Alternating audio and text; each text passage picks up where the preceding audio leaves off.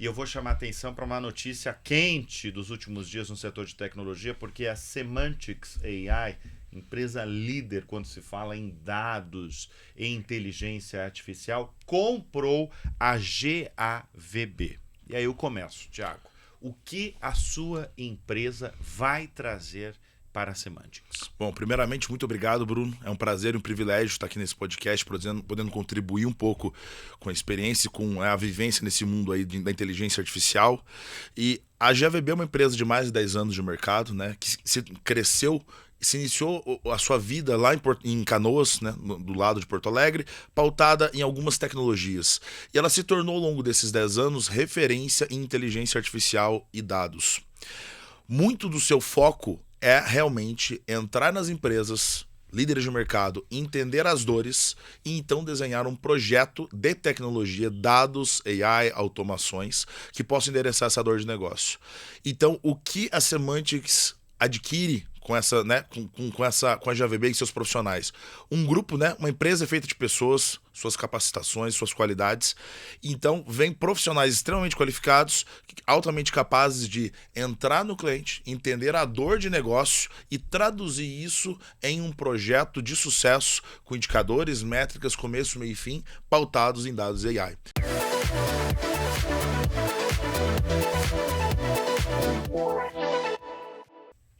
Olá, seja muito bem-vindo ao Fala Aí, o podcast que traz as maiores lideranças de tecnologia do Brasil.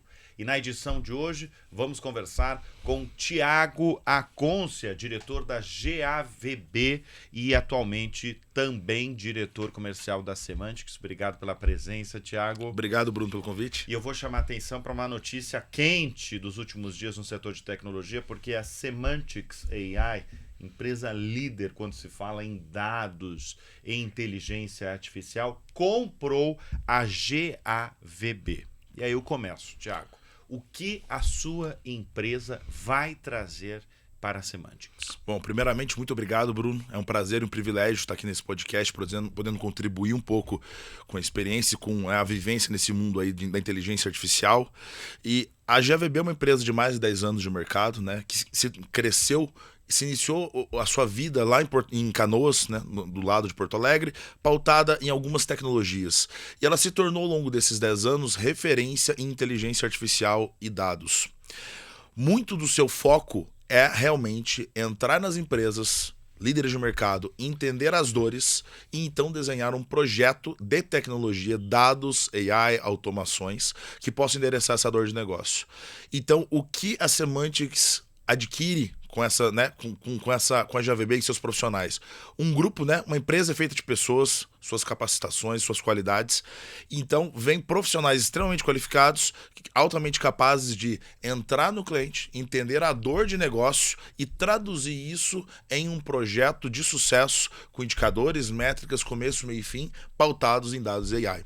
Então, resumindo, a GAVB traz know-how de mercado e referência em resolver problemas de negócio, focado em processos e projetos de consultoria estratégica de negócio. Pois é, mas aí eu entro numa questão que está permeando muitas empresas pelo mundo todo, não só pelo Brasil. Porque tem muitos projetos. Tem projetos de massa aí que não estão tendo a eficácia ou até a produtividade esperada quando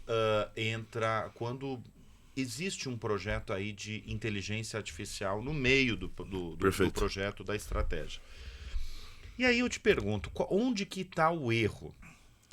O erro está porque a empresa não consegue identificar a dor dela, para usar a palavra que você usou aqui na primeira resposta, ou porque tem muito executivo só querendo o uso da inteligência artificial, só investindo em inteligência artificial, mas talvez sem um propósito de resolução de problemas, de dores da companhia. Bom, essa é uma pergunta chave. De fato, em todos os grandes encontros, eventos e feiras, tem se colocado aí, e saiu recentemente, inclusive, no mercado, né, notícias sobre empresas tendo desvalorização por investir em IA. Sim. E colocando talvez em xeque ou em pauta, IA realmente resolve o problema, é uma bolha ou não é? Acho que a resposta dessa sua pergunta ela é plural. existem algumas vertentes que respondem à ineficiência dos projetos, o fracasso, vamos ser, né, sem muita demagogia, e o fracasso dos projetos de IA. A primeira, lá atrás, Bruno, quando a gente vendia projetos, as empresas traziam uma dor crua e falavam, preciso que vocês nos ajudem. A gente tinha essa chance. Para deixar muito claro, tá? A consultoria, nem Semânticas, GAVB, nem nenhuma, ela nunca entende melhor do negócio do que a própria empresa, do que o cara que está no dia a dia. Então, primeira coisa, tá? O sucesso dos projetos de dados AI depende dessa conexão e proximidade dos dois. Uma vez que esse profissional demanda, a consultoria então pode agir. O primeiro motivo que eu vejo de fracasso é uma ansiedade e até parte a gente já lidou com profissionais de empresas que chegam e falam, minha meta é implementar AI. Ele nem sabe o porquê nem como, mas é uma meta. É no forceps, ou seja, será que AI é a solução ou é só uma meta? Então não se tem nem mapeamento da dor e nem uma real, talvez, necessidade de implementar a tecnologia. Ela entra como tecnologia por tecnologia. Como tem um custo, ela acaba sendo o quê? Ineficiente. Outro ponto é, às vezes tem-se um planejamento, mas a ansiedade faz-se pular etapas importantes e para ilustrar isso eu trago métricas e indicadores. Muitos projetos são até desenhados de uma forma muito boa e muito madura. Só que na ansiedade de começar logo para trazer por uma pressão de resultado, metas ou qualquer coisa desse gênero, tem coisas muito simples que são como nós vamos medir que o projeto trouxe o retorno e não foi um retorno orgânico, natural ou de mercado. A falta de uma clareza de como os critérios de sucesso são definidos é outro problema. Muitos projetos são inclusive implementados, mas ao final não se sabe se dizer se o sucesso ou das vendas, ou da operação logística, ou do atendimento ao consumidor foi oriundo do projeto de AI ou foi oriundo do próprio negócio que caminhou diferente. Mas então onde está o erro? No planejamento lá atrás que tinha que ter feito o quê? Como mediremos de uma forma inequívoca que o projeto trouxe retorno? E além disso, outra forma agora é, com esse letramento e com o avanço dessa tecnologia no mercado, o mercado amadureceu. E hoje, a alta liderança chega já demandando o projeto com a tecnologia que eles querem, sem dar muita, talvez, possibilidade de a gente explorar um pouco melhor qual a melhor tecnologia. E aí, por uma questão de necessidade, executa-se projetos, mas às vezes não é no caminho correto. E aí esses projetos também falham. Tiago, você falou da liderança altamente qualificada. Sim. Que a GAVB tem. Como é que vai ser essa integração? São 230 especialistas. Sim. Da GAVB. Perfeito. Para a Semânticas. A integração ela é feita de uma forma muito... Não é fácil em geral. Que não é fácil. Não. Quando uma empresa compra outra, tem questões até principalmente culturais. Sem dúvida. Essa é uma grande preocupação, tá? De ambos os lados. Porque uma empresa, ainda mais uma empresa de tecnologia, qual que é o produto dela? É a qualificação e a mão de obra do profissional. Então o profissional tem que estar seguro, como toda pessoa tem que estar segura, satisfeita, feliz, engajada, para que tudo, né? Então essa transição depende igualmente desses fatores. Então essa integração ela é feita a 4 mãos, né? Liderança GAVB, liderança Semânticas, com o próprio apoio do Léo Santos, né? E da alta liderança, inclusive o Boticário, presidente, né? na Semânticas. E é feita de uma forma, exatamente, primeiro ponto, toque cultural. E esse, inclusive, é um dos motivos pelo qual a Semânticas conseguiu adquirir a GAVB. E eu digo conseguiu porque o Grupo Boticário não liberaria a venda para uma empresa cujos ideais e cultura fossem absolutamente desconexos com o do próprio grupo. Então já havia uma sinergia. Aí tem que ter o lado da percepção das pessoas. Então é feito todo um trabalho de apresentar a cultura e, no fundo, apresentar a cultura, apresentar os processos e fazer uma unificação. Encontrar um mundo ótimo onde as duas empresas consigam fundir a sua operação, fundir a sua oferta ao mercado de uma forma mais fluida e natural. Então está sendo construído um plano, ainda está sobre um processo regulatório que está sendo finalizado agora em dezembro. Após isso daí, a gente já está planejando toda uma questão de onboarding, de letramento, de cultura, de produtos e portfólios, para que as pessoas novas, quando no momento correto dessa virada, que deve acontecer no início do ano, para que elas possam entrar de uma forma natural e já sabendo do que se trata a nova empresa. Mas é uma multiplicação de ecossistemas, tá? Não tem ruptura nenhuma. É realmente uma conexão de duas empresas muito próximas e similares culturalmente para a gente poder fazer essa ligação. Cultura. Eu perguntei de cultura e você está falando de cultura. Eu sei que vocês foram adquiridos há poucos meses, né? Há poucas semanas. Você já deu para identificar qual é a cultura da Semantics? Sim. Qual é? A cultura da Semantics é uma cultura muito focada em pessoas, em ideais e realmente, assim, sem atalhos. Uma empresa que busca resultado de uma forma sustentável, de uma forma honesta e transparente. Então, e eu sempre falo, Bruno, assim que eu cheguei na Semantics, eu tive uma recepção, uma hospitalidade incrível, e isso foi veio na minha mente no mesmo momento, porque assim que eu conheci o Léo, teve uma empatia e um brilho diferente, e não adianta, as empresas são reflexo da alta liderança. Sem dúvida. Então, o Léo ditando essa cultura de valores, de pessoas, de honestidade, transparência e trabalho duro, isso faz com que realmente se perpetue na empresa. E essa é a cultura da Semantics, uma cultura de uma empresa que não mede esforços, respeitando ética, transparência, compliance com os seus clientes, mas que vai fazer o melhor para atender os seus clientes, mantendo uma qualidade de vida, uma qualidade de trabalho para todas as pessoas. Você citou o Grupo Boticário e eu acredito que muita gente não sabe que em 2021 o Grupo Boticário, fundado pelo Miguel Kriegsner, que eu tive o prazer de entrevistá-lo em 2025, comprou a GAVB 2021. Como é que foi esse período no Grupo Boticário? Muito bem. O Grupo Boticário vivia até então pela liderança, houve uma reestruturação na liderança, e a nova liderança, a diretoria executiva ali, o vice-presidente de tecnologia, eles tinham um desafio que era realmente impulsionar a operação do Grupo Boticário, uma empresa de mais de 20 mil colaboradores hoje, na época devia ter uns 18, 15 mil, tá? Cresceu vertiginosamente, impulsionar toda a capilaridade de operação com inteligência artificial. Em vias disso, ao invés de criar toda uma estrutura para capacitar a empresa e contratar muitas pessoas, resolveu então ir para o mercado e adquirir uma empresa de tecnologia, trazendo os melhores profissionais para que pudesse fazer isso de uma forma direta. Foi então que a GAVB foi escolhida. Então as teses da aquisição da GAVB foram duas. Uma delas era realmente a transferência de conhecimento dos até então 450, 500 colaboradores, não a totalidade, mas parte ficou dedicada 100% ao Grupo Boticário, migrou-se para o Grupo Boticário, e as outras 200, 300 pessoas continuou ofertando projetos e consulting services que a gente fala para o mercado. Por que a GAVB ainda assim trabalha com outras empresas de mercado? Para continuar aprendendo com o mercado, aprendendo com as novas tecnologias e transferindo know-how para o Grupo Boticário. Então essas foram as duas grandes teses, inclusive palavras do próprio presidente, cumpridas com muito sucesso pela GAVB dentro do Grupo Boticário, mas esse era o momento realmente de ampla, rápida, vertiginosa escalada tecnológica do Grupo Boticário. Foi então que a GAVB foi adquirida. Você falou que as culturas são similares. São mesmo? São muito similares. Muito similares. O Grupo Boticário é um grupo que prioriza muito o profissional, né? Isso basta ver a forma como ele se comunica no mercado. Né? Também tem um dono. Ambas têm um dono, exatamente. Os donos são presentes, os donos, com uma extrema humildade, falam no público, estão presentes nos mesmos eventos e exatamente, eles são exemplos presentes na vida dos seus colaboradores.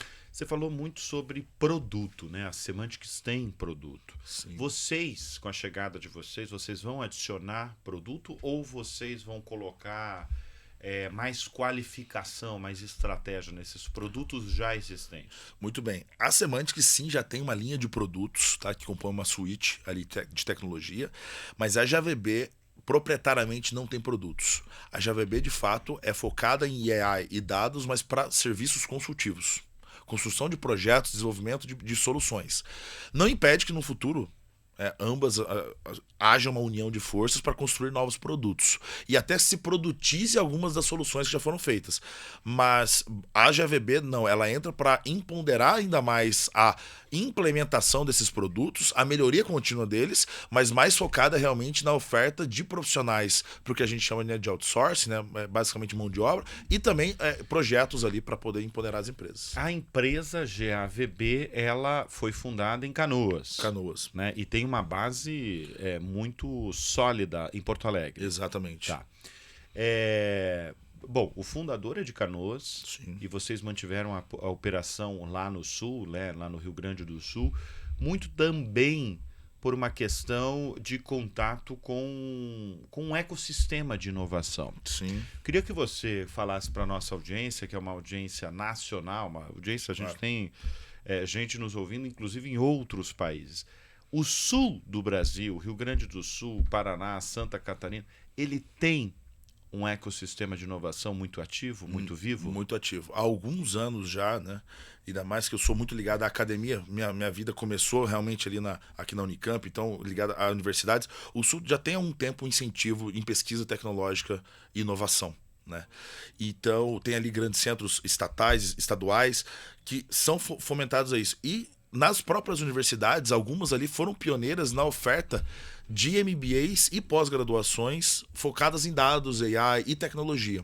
Então, sim, o Sul hoje é um centro, um polo, inclusive, de ótimos profissionais, assim como o Sudeste, o Porto Alegre é muito forte, sede de grandes empresas, e a gente já vê alguns grandes eventos, Gramado Summit, vários outros, South Summit Brasil, alguns eventos já aparecendo ali como já em destaque nacional. Então, se alguém busca realmente estar nos principais eventos, o próprio Instituto Caldeira tem vários eventos nacionais de grandes empresas de tecnologia que estão sendo pautados ali no Sul. Então, sim, está se tornando cada vez mais palco de uma agenda nacional de tecnologia. Tiago, vou fazer uma pergunta que eu acho que é o cerne, talvez o segredo do seu trabalho e da sua empresa. Como garantir aos clientes que eles tenham sucesso com projetos de AI, inteligência artificial? Bruno, como tudo na vida, a primeira chave para o sucesso é transparência. Transparência para dizer de uma forma franca e direta onde há problemas na empresa, sem se preocupar com egos ou vaidades sobre há problemas nesse setor, sem isso a gente não avança, e transparência para dizer o que pode ser feito dentro do cronograma esperado. Tá? A primeira grande falha que há nos projetos é uma tentativa de encurtar o que seria uma execução esperada e saudável de um projeto, porque o projeto, de novo, um projeto é a execução de pessoas, de implementação de novos fluxos, processos e tecnologias. As pessoas têm um tempo para entender e amadurecer. Quem já trabalha com tecnologia está acostumado com palavras, com processos, tecnologias. A pessoa que está ali na empresa, ela é focada no dia a dia em executar o seu trabalho. Ela vai ter um novo elemento que ela vai ter que conduzir. Então tem uma questão de maturidade, de implementação e até de tentativas e erros de implementação para se guiar o melhor caminho. Então a primeira chave é transparência. O que pode ser feito dentro do prazo esperado. Tentar de novo sancionar alguma ansiedade com algum projeto dentro de algum prazo, colocando mais do que se deve, há uma grande chance de falha.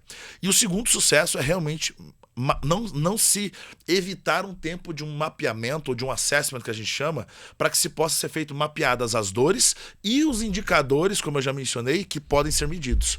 Quando é feita de uma forma... Não estou dizendo, veja bem, que os projetos têm que ser demorados e longos, mas eles, dependendo da complexidade do projeto, da dor e da companhia, esses projetos podem levar mais tempo do que se almeja dentro de alguma meta, alguma expectativa. Isso tem que ser respeitado. Feito o planejamento correto, um alinhamento e engajamento entre pessoas. Esse é outro grande ponto.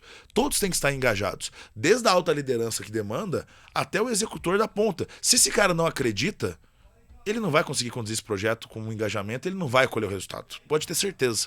Então é importante que todos entendam o benefício da nova tecnologia ou do que esse novo fluxo, processo possa trazer, para que todo mundo se beneficie. Então, com essa união de culturas entre as pessoas que estão trazendo a tecnologia e quem vai executar, e métricas muito bem precisas sobre o que queremos ver no futuro, né? Quem não sabe para onde está indo, qualquer lugar serve. Então, o que eu quero atingir?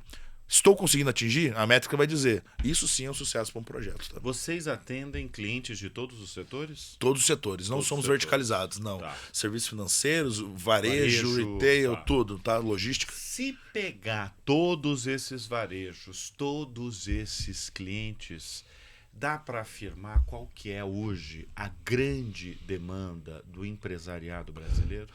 A grande demanda, eu não diria do empresariado brasileiro, mas das grandes empresas mundiais, tá? Como o mercado, vou falar baseado, tá, Bruno, nos últimos anos. O mercado nos últimos anos vem demonstrando uma volatilidade grande devido a cenários macro e microeconômicos de guerra, locais, regionais, globais, geopolíticos. Então, o que tem sido um ponto é aquele negócio. Quando o grande empresário, o grande presidente, ele olha, ele tem alguns cenários que ele controla e outros que ele não controla. Há algumas formas de conter risco ou não. Mas onde ele tem certeza que ele pode melhorar? Na operação interna. Então, pode ver, as grandes pesquisas... Isso ele consegue controlar. Isso ele consegue controlar. Então, o que ele vai fazer? Mais com menos. Então, onde tem sido o grande emprego de inteligência para melhorar eficiência e otimizar trabalho, operação interna? Então, se eu fosse citar ainda mais específico, quais são as grandes dores do mercado brasileiro de projetos no Brasil? Operação logística e operação de entrega, delivery e fluxo de estoque, por exemplo. Que é onde se consegue ter uma venda garantida sem ruptura e quebra, é onde se consegue ter o produto para vender, é onde se consegue atender melhor o consumidor. É um problema muito específico de eficiência e produtividade internas que consegue garantir melhorias num quadro geral da empresa. E é onde consegue se mudar o ponteiro sem depender de mercado. Qual que é o grande case que você se surpreendeu recentemente envolvendo inteligência artificial? Eu sei que você tem contato aí diário com muitos cases. Sim. Tem um que te realmente surpreendeu? Algum que a gente tenha desenvolvido ou algum que eu tenha visto na... Pode ser. Não necessariamente seja um certo. que você desenvolveu. Pode Tá, ser eu vou... no mundo mesmo. Tá, alguma perfeito. coisa que você olhou e falou, caramba, certo. Isso é... Muito bem. Um case, eu posso citar aqui um trabalho que foi feito...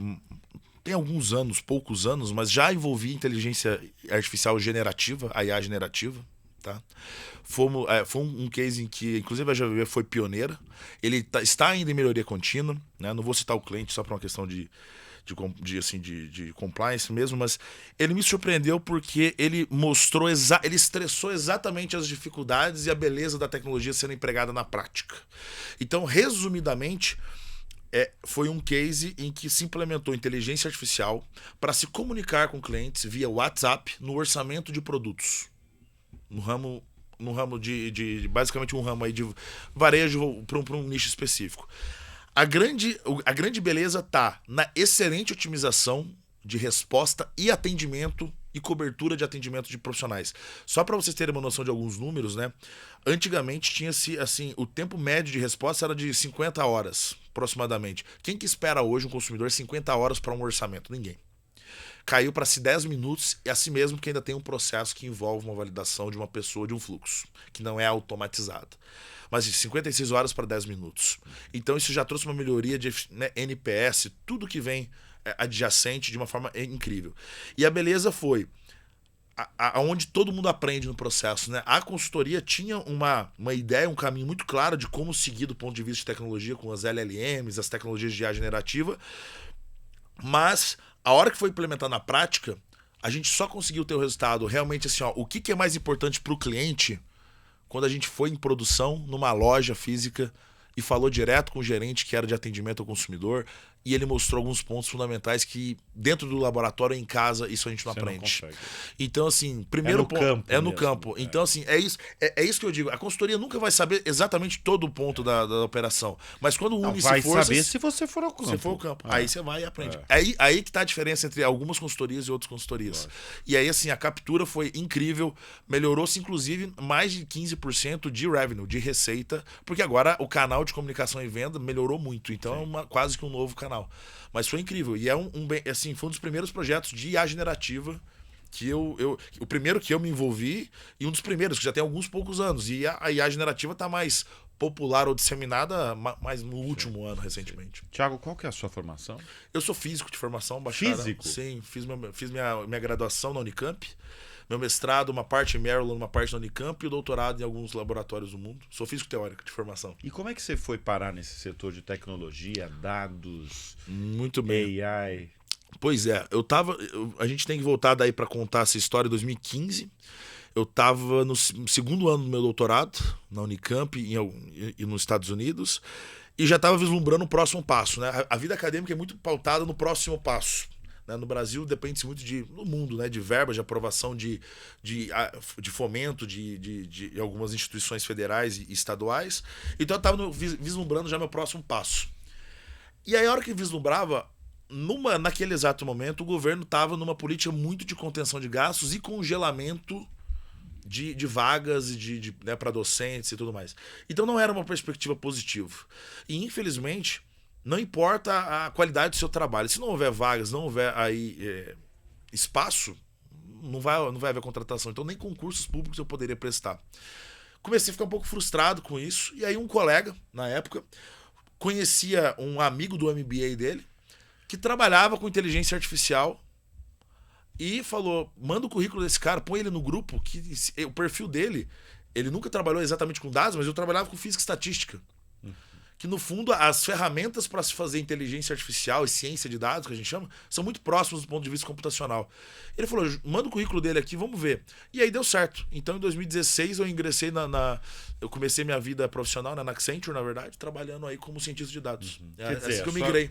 Então é recente também, não exato. Não faz tanto tempo, não, né? 2016, 10 anos de experiência. 10 anos. E aí, tá apaixonado pelo setor de tecnologia? Sim, com certeza, sem dúvida. Confesso que há até uma dicotomia, tá? Um preconceito, tá? Academia versus mercado. Tá. A academia tem um certo preconceito, mas é apaixonante. Como tudo, né, na vida, tudo tem o seu lado positivo, o seu lado negativo. Tem o que a academia acha? É uma visão muito focada num preconceito voltado só ao capitalismo. A academia, ela muitas vezes, é mais uma área de física teórica, vê se trabalha para poder entender as estruturas do mundo, os padrões, sem vislumbrar exatamente o capitalismo. E tem-se uma visão muito descolada, diferente dos Estados Unidos, em que grandes empresas são investidoras de universidades. Tem uma visão muito descolada, que o mercado é interessante, mas é muito os fins e não os meios. A academia é muito focada em tentar entender os porquês da natureza, do mundo, dos processos. E o mercado é 100% aplicação, né? Você quer ver o resultado no final, no PNL, colhendo. Então tem não diria um preconceito, mas tem uma diferença de pensamentos. Mas a hora que você entende os porquês e vê como que o mercado consegue alterar a vida das pessoas, isso é incrível. Mas você que tem uma trajetória longeva e sólida como acadêmico, né, com doutorado, hoje, com mais de 10 anos... vai completar agora, né, 10 anos no setor privado. Qual que é a sua avaliação de como a academia, as universidades brasileiras mesmo, podem melhorar para atender o que o mercado quer? Olha, os dois lados são incríveis, tá? E não tenho dúvida. O conhecimento, ele é oriundo das grandes instituições acadêmicas, tá? As universidades são a chave. Isso acontece no mundo todo. E a Semantics, felizmente, tem uma parceria, inclusive, com a Federal de Goiás, agora como hub de tecnologia. Isso. E eu vou te dizer, as grandes mentes que eu já tive o prazer de contratar na minha vida vieram da academia. Grandes profissionais que se tornaram profissionais de mercado são da academia. Os grandes executivos, eles têm uma formação acadêmica sólida. Então, no Brasil, eu vejo que tem que ter mais iniciativas do setor privado em investir em universidades. Não sou um profundo conhecedor de políticas públicas para saber o que o Estado impede. Mas eu acho que falta esse incentivo e talvez até uma viabilização política. Tá? Thiago, o que eu tenho escutado também de muitos CEOs brasileiros é que está tendo um gap enorme entre o que o mercado quer e o que as universidades brasileiras têm oferecido. Inclusive, eu já ouvi de presidente de banco falando assim, não, eu tenho vaga sobrando. Verdade. Mas eu não consigo preencher porque eu não tenho... Então existe... Você falou em dicotomia, né? Uhum. Existe um gap ali do que a universidade hoje ensina mesmo com o que o mercado quer. Sim. Você acha que a universidade está muito lenta em acompanhar essa velocidade de transformação? Olha, eu não sei o motivo, pelo qual acontece, mas sem sombra de dúvidas, a carga horária dos grandes cursos de tecnologia, de ciência, eles não acompanham o mercado. Tá? A carga horária. A carga horária é baixa. Oi? É baixa? Não, eu digo, não é nem questão de carga horária, mas as ementas dos cursos, os cursos. Sim, os programas, os programas, eles são conservadores, e eles são os mesmos há muito tempo. Tem-se recentemente uma tímida criação de algumas novas disciplinas voltadas para tecnologia como dados. Estou falando do que eu trabalho, de dados e mas assim, ainda é muito tímido.